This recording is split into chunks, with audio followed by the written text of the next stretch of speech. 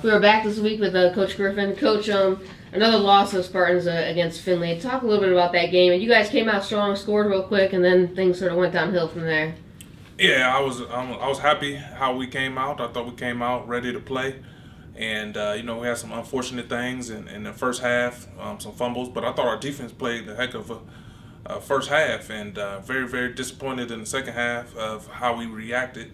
I honestly believe that team definitely wasn't that much better than us. They weren't better than us at all, in my opinion.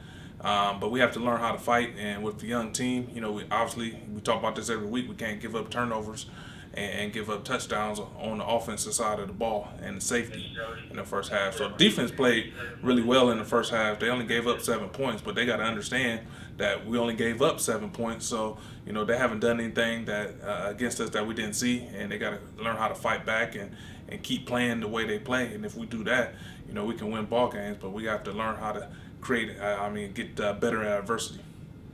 It was a difficult game to play in and sit through. The weather was horrible. And how much does a night like that affect the game? I mean, it was pretty horrible out there.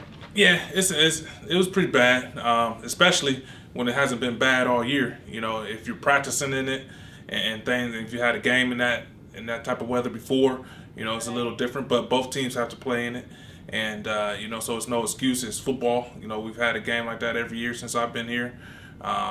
And you just have to play ball.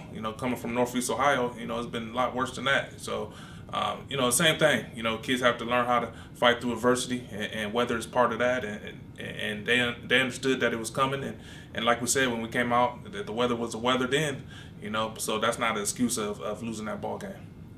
So last road game coming up on Friday after the Toledo St. John's. What are they looking like this year so far?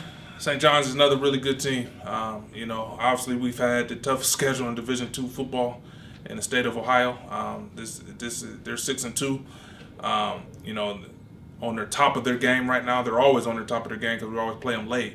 But they're a playoff team. They're going to be in the playoffs this year, and hopefully they're going to be a little bit down because they play Toledo Central Catholic next week.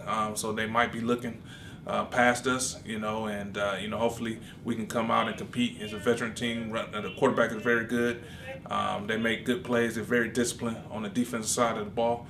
So we're going to have to play, a full game. If we play a full game, we'll see what happens at the end of the game, and that's all we need to do right now is play a full game, and I think we can compete against anybody.